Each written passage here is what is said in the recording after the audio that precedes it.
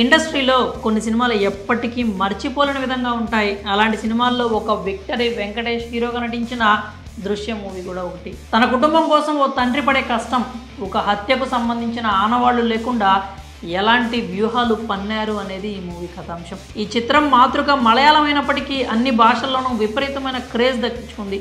తెలుగు, హిందీ, కన్నడ, తమిళ తదితర భాషల్లో రీమేక్ చేశారు. అన్ని భాషల్లో సూపర్ డూపర్ హిట్ అయింది. దృశ్యం తర్వాత వచ్చిన దృశ్యం 2 కూడా మంచి సక్సెస్ సాధించింది. తాజాగా ఈ మూవీ భారతీయ చిత్రాల్లోనే ఒక అద్భుతం సృష్టించింది.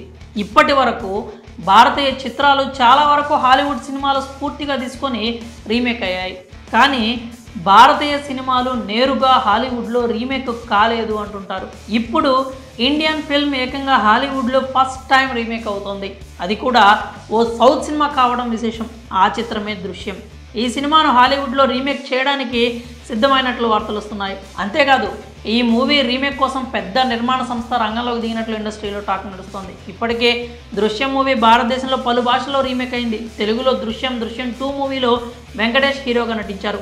ఈ 2 సినిమాలకు టాలీవుడ్లో విశేష ఆదరణ లభించింది. మరి హాలీవుడ్లో ఎవరు నటిస్తారో చూడాలి.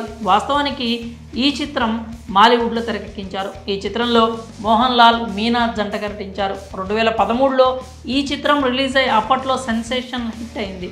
తరువాత ఈ చిత్రం తెలుగులో రీమేక్ అయింది. ఈ చిత్రం 2017లో సింహళ భాష, 2019లో చైనీస్ భాషలో కూడా రీమేక్ చేశారు. 2021లో ఇండోనేషియాలో రీమేక్ చేశారు. 2023లో కొరియన్లో రీమేక్ అయింది.